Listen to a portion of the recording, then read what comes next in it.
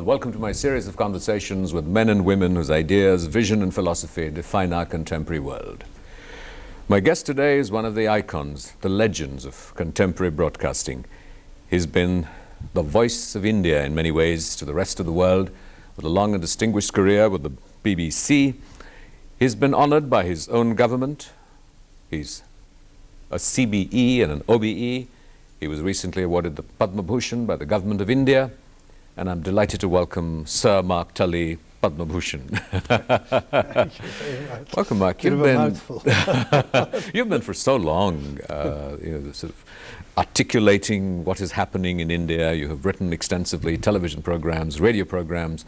Do you ever get tired of India? No, I don't get tired of India. I sometimes get tired of journalism, and I get tired of writing sometimes. No, I think I suppose it could be said of any country, but I've never known a country like India where so many unusual things happen. And it's such a complicated and diverse country, and the culture is a very different one to the one in which I was brought up in. So I always say, and I try to keep to it, if you don't learn something new about India every day, I don't know what you're doing here. Mm-hmm. It's sort of a tired question in a way, but what is it that sort of still excites you about India? You've been professionally involved with India since 1964. That's more than 40 years. You spent the first 10 years of your life in India. That's a hugely long association with any one country other than your own, and it still excites you and drives you. What is it? Well, I think there are a combination of factors, but I suppose if I thought of two. One is I am fascinated by Indian culture, as I understand it, Indian religious thought, which I believe actually has an awful lot to say to the West. Mm-hmm. And by that I don't just mean gurus and things like that, but as I understand certain emphasis that there is in Indian thought, which is so contrary to so much which I thoroughly dislike that is going on in the West at the moment. Mm-hmm. So the more I learn about that and the more people I meet who talk to and that sort of thing. Then the other thing, of course, is one is hugely aware of the potential of this country and hugely aware of the breaks that there are on this potential. So one's always fascinated and thinking about, talking to people about how these breaks can be taken off, mm-hmm. and how India can go forward in the right way, not just simply, as I once said on television before, I don't want India to be a Nakli America, I want it to be an Asli Bharat. And mm-hmm. I think that's very fascinating. How is India going to mm-hmm. go forward but not lose this wonderful philosophy characteristics that it has?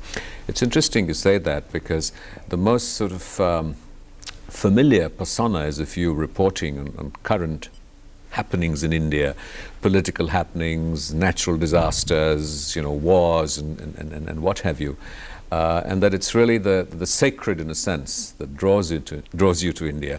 Is this, you think, a consequence of your frustrations of a theology student who gave up in his youth and now sort of looking for the real thing, the real answers? And if so, in what personal ways has India gratified you? Well, I didn't really give up theology. It gave me up in a way, because I was not considered wild and wicked as a well, student. I was not a very traditionally Orthodox Christian in my behavior as an undergraduate. You could put it like that, or you could put it much more rudely than that. But I never lost entirely my faith, and I never entirely lost my interest in religion. And I think it was Jung who said that anyone who at the age of 40 doesn't return to religion or isn't religious, there's something the matter with them. Mm-hmm. And certainly it has been an abiding interest of mine.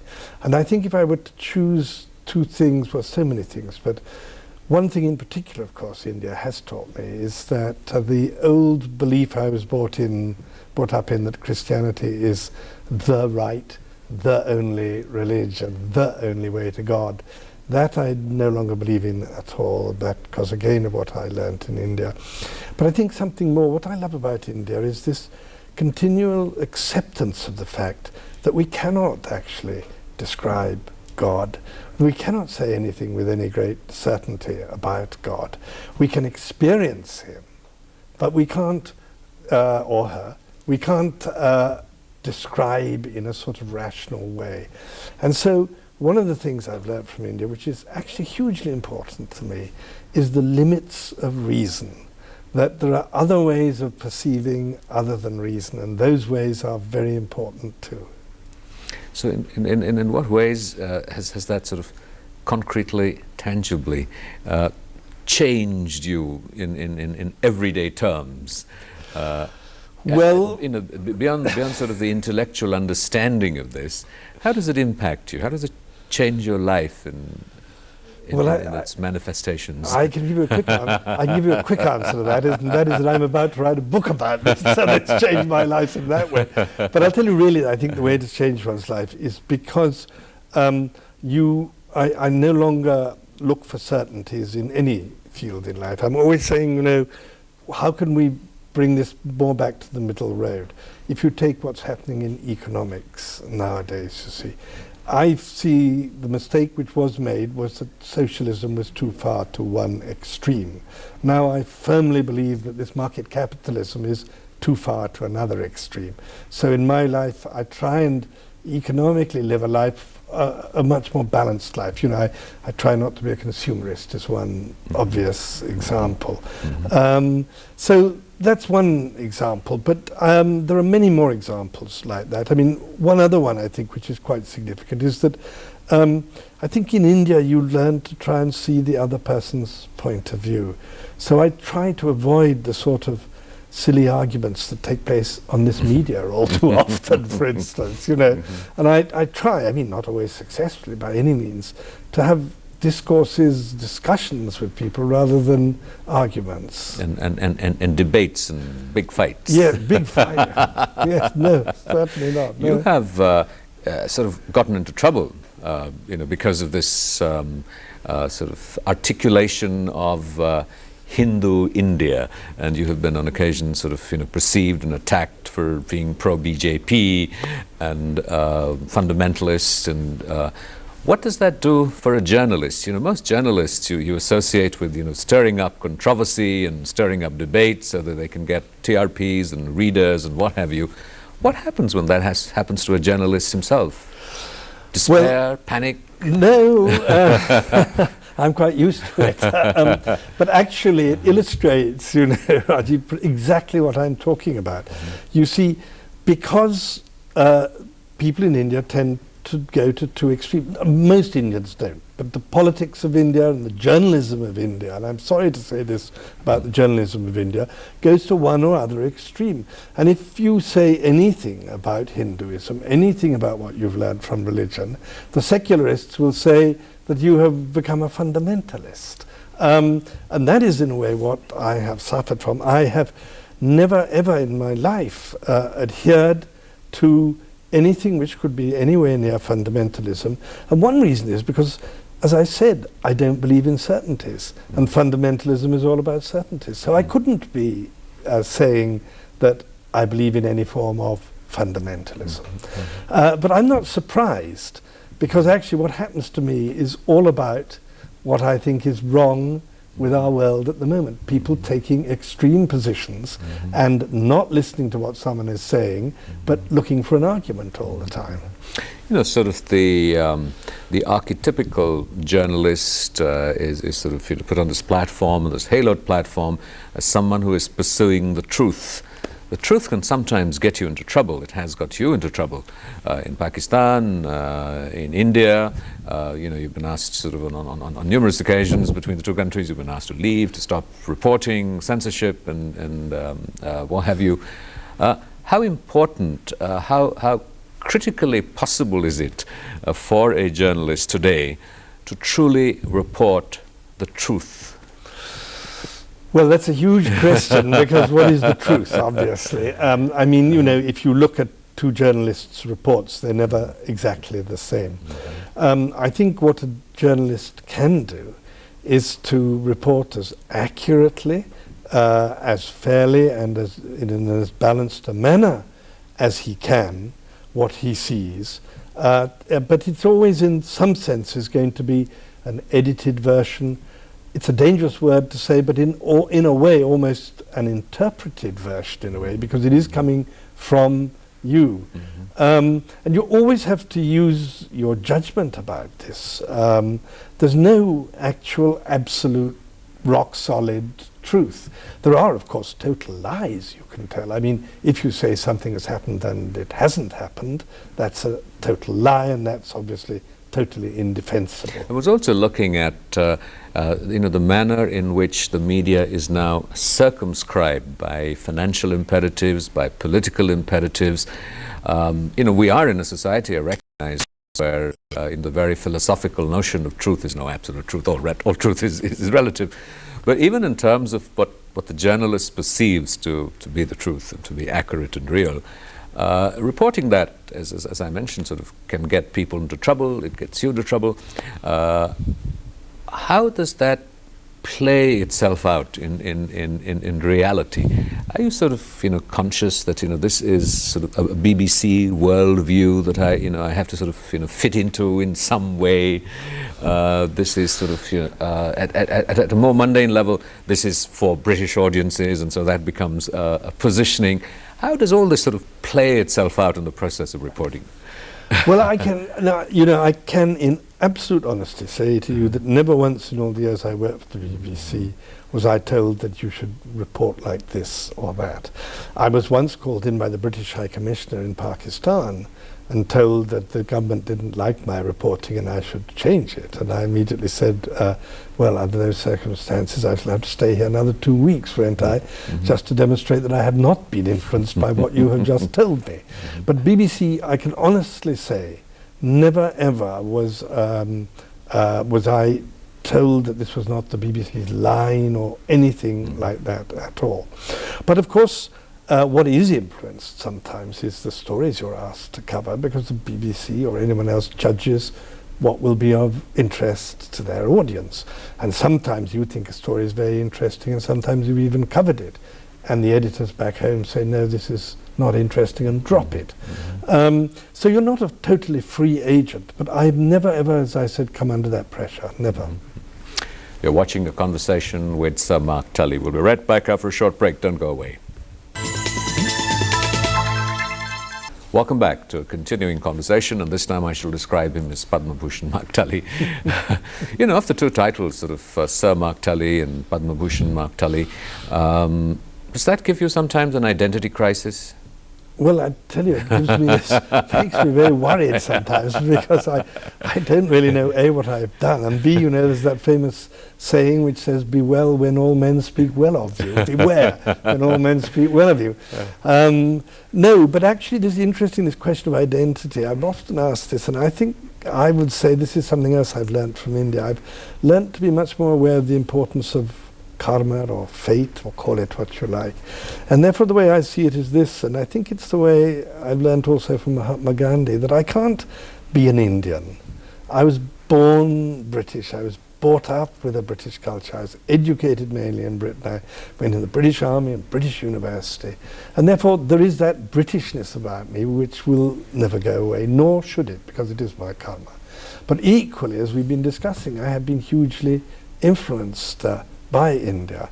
And so in those ways, I suppose I am in a minor way what Jawaharlal Nehru in a much, much greater way once described himself as, a citizen of two cultures, two countries. When you set out to write on the sacred places of India, and in a sense that you were distracted from that, because the reality of everyday India seemed much more pressing. And you've been alluding to how you have been looking at the facts that and the facets of India, the spiritual tradition that was so moved and inspired you. But what about this other aspect of India? Is that intimidating, frustrating, exasperating? Actually, the reason why I didn't write the book on the sacred places was more because I got worried, I panicked. Really. I thought either this will be a travelogue, which will be just trite, and so many people have done it before, and probably done it much better than I could do, or I will try and go into the theology of all these places, and I'll get it all wrong. So then I set out to write India in slow motion, because I thought, well, you know, I've taken this advance, to be absolutely honest. I've got to write a book. So it came back to what we talked about earlier again, this whole fascination with why India is not achieving its potential. And of course I see that very much in the because of the relics of the Raj, particularly the bureaucracy, the way the police force is run in this country. So what are the, you know, the dimensions you spoke about earlier, your disenchantment with globalization? You've talked about, you know, how it's important for the, you know, the small shops to survive, how the, you know, bureaucracy is an impediment. What forces, what elements do you see in India that might lead to the impetus for change? You know, are you sort of impressed, moved, excited by the dream team running India now? I think dreams all too often turn into nightmares. No, I mean, I think that what you know, what we have in India now is a very good government. I'm sure of that. But I think that my nightmare is slightly different. That it's not to do with any specific government. It is basically to do with the obliteration of so much which is wonderful because of what I consider a grossly, crassly materialistic culture which has no place for the sacred in it at all, and a culture which extraordinarily tells us that it is all about competition creating opportunities, and that you and yet produces these huge great countries which, if you take the question of small shopkeepers, you go to Britain now and shopping is a totally barren experience because these very few companies have taken over the whole of the retail business basically, and all the fun of going to small shops has gone, all the social content of shopping, old people knowing their little shopkeeper and all those sort of things has disappeared as a result of this. So would you say, are you fearful that the India that drew you here and then keeps you here is disappearing in a sense? I'm fearful that it may, to be absolutely honest, and it's interesting you ask that, because whenever I speak in Britain, and for some reason I'm asked to speak quite often, I always say that actually it is the West which has to change. I think they can learn lessons from India's culture as to how they should change. But if the West doesn't change, if the richer, economically powerful nations of the world don't change, if they go on this present path, you cannot expect one country like India to resist this sort of culture. So the change, I think, has to come from there. You know, India has prided itself over millennia, really, in a sense, of having survived change, of having survived influences. Are there any elements in contemporary India that give you hope that it might survive that yet? One more time? Well, yes, I mean, there are plenty of elements in India. I mean, I think there is still a great respect for much of the culture of India among many people. In a funny way, we may find out in history that the way, when we look back on this period, that the slow progress India has been making is actually a good thing, because it hasn't rushed headlong into consumerism or into something like that. So I am, you know, obviously one hopes, and obviously one realizes that India has had a long history of syncretism, of learning from other cultures but not being overcome by them. So one can hope, but I think there are dangers, and I think it's always very dangerous to say, well, we've been all right so far, so we'll go on being all right. That's a very dangerous thing to say. From the sort of, you know, perspective of an outsider who's sort of also an insider, do you see sort of counter movements, sort of elements, trends, people emerging that would sort of validate what you're saying, other than the sort of passive waiting? Yes, it might turn out all right yet. No, I think there are lots what are some of these things that excite you? I mean, you know, You can see the whole environment movement here.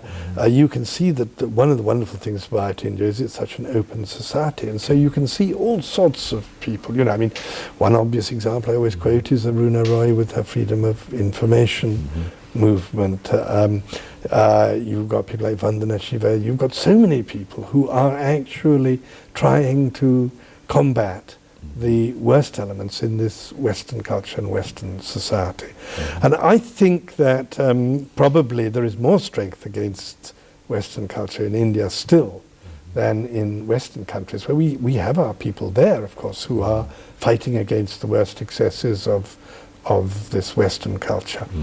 But I would just add one thing, that again I come at this point, I'm not saying that everything which happens in the West now is wrong.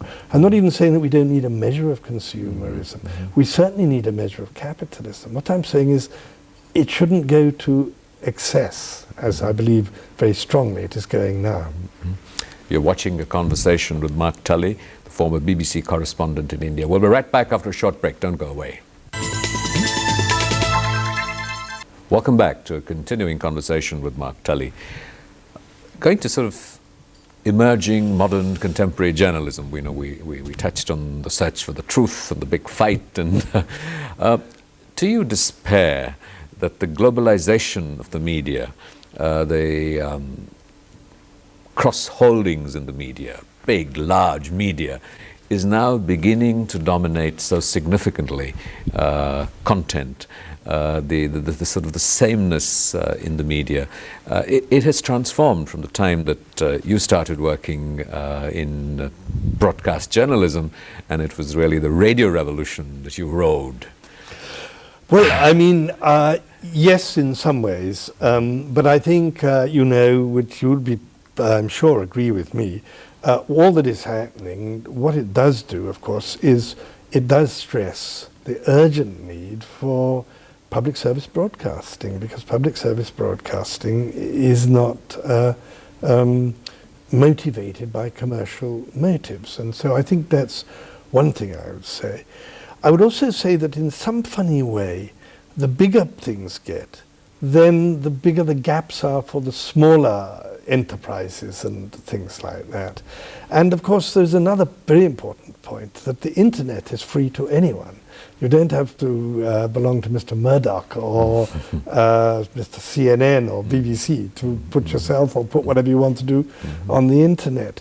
But overall, yes, I think in a funny way, I think we journalists have lost control of our media. It has been taken over from us by businessmen and the commercial elements. I think that's true. Public service broadcasting is threatened and challenged the world over, you know, both in terms of potential sources of funding, and this remains the eternal debate, where's the money to come from, and also its nature and functions. As this sort of great proponent, sort of the upholder of the flag for public service broadcasting, would you sum up for us, why is public service broadcasting so important? What is it? Huge question, but... Well, I think, you know, it's important because it is a public service. And by definition, a public service is something which is for the good of the public, not for the good of the shareholders. And it's as simple as that. And therefore, if it's well done and properly funded, it is doing something with a totally different motive to what shareholder-driven, shareholder-owned and driven broadcasting organizations are doing. And I would also say this, that yes, of course it's under threat. It has always been under threat. It's always had to face problems. It's had to change. You know, I had a big row with the BBC, and again, I was accused of being anti-all change. I wasn't anti-all change at all. I was merely questioning some of the changes which were taking place. So we can't sit back, sadly, I can't sit back and say, why isn't the BBC like it was when I was in the heyday of radio? There are obvious reasons why it can't be. But I do believe that properly funded, given a correct measure of its own autonomy, public service broadcasting can be a hugely valuable thing. Well, when you questioned the BBC, you had to shortly after resign. So I'm going to throw this question at you and not take that chance myself with Doordarshan. How do you locate and place and evaluate the state of public broadcasting in India? Well, I have to say what I have always said before, that if a broadcasting organization is a part of the government, then it cannot be, in my view, the same as an autonomous public service broadcasting organization. And I believe that the Prasar Bharati experiment, which has been started in this country, should be taken further. That's all I would say about it. Is that playing safe? No. I mean, I can't be sacked by Doordarshan. I can be told I can't come on the, television again. You can be. Yes, yes. Yeah. You know, with the internet still remains a facility largely for the elite still. It has the potential to further democratize in that sense. What are some of the other movements, such as public access and other notions and concepts that can truly lead to the democratization of the electronic media? In the early days of the print media, for example, you could sort of cyclo-style something, photocopy it and put it out. The community doesn't really have access to the electronic media, so it remains the voice of the elite. And India, despite the growth of the internet, you still have large sections of the population don't have electricity. I mean, where are they going to have internet yet? I mean, it will happen, hopefully. In the meantime, what are some of the mechanisms that you would recommend to people who might be listening on the issue of public access, public broadcasting, democratization of the media? What are the kinds of things we could be doing? Well, of course, there's one obvious thing which is being done, and that is all these different pressure groups. They force their way onto the media in a way. I mean, some of them in a very dramatic way, like Medha Pathak does. But they force their way onto the media, and they are usually saying something, not always, but saying something quite different to what the media would normally be saying. So there's those sort of pressure group which have their dangers but also have very positive points. And then the other thing I would say is I would go back to radio again, you see, because there's a whole areas of radio which are unexploited in this country. There's community radio, for instance, where communities can own it very, very cheaply indeed. There's much more varied forms of local radio which again enable the community to feel that they're owning the medium. And of course, lastly, the community itself does in the end have the power of the purse, and if they really get together and say, we don't like this newspaper, we don't like the way this broadcasting is going, and they don't buy the newspaper or they don't watch the television program, well then that is their voice speaking as well, isn't it? Mm-hmm. Finally, an agenda for Mark Tully for the remaining, well, I wouldn't say just years of his life, but an agenda for himself for the future.